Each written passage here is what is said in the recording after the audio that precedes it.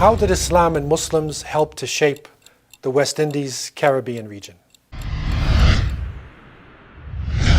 Muslims came into the Caribbean region and the West Indies in the Atlantic slave trade. And we recognize now from documented evidence that somewhere between 15 to 30% of these slaves and political prisoners were practicing Islam. They affected the society, number one, immediately with their resistance. They resisted on the shores. They resisted on the shoreline.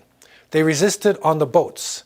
And when they came into the islands and into Central America and South America and the United States, they were also part of an amazing series of slave revolts and resistances that happened at that time.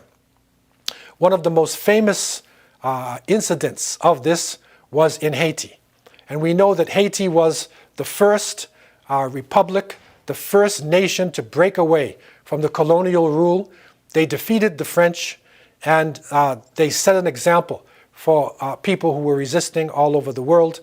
Surprisingly enough, the revolts were begun by leaders on the plantations.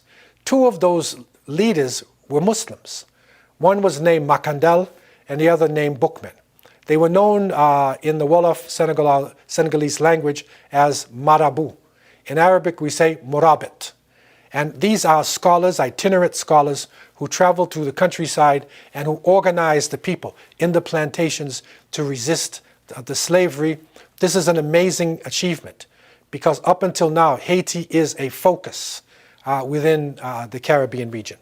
We also recognize what is called Maroons, the Maroon revolts, the Maroon societies in Jamaica, in Suriname, in Mexico, in many parts of the Americas were actually slave societies where the people broke away from their slave masters, liberated territory, and lived in that territory with their own constitution and with their own leadership.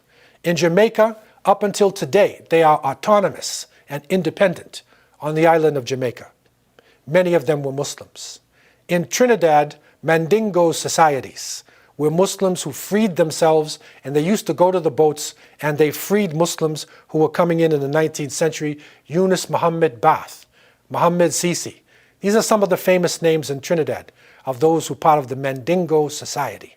And so all over the region, Muslims had a very strong influence on the culture with their cultural practices, their purity, with their need for unity, their belief in one God.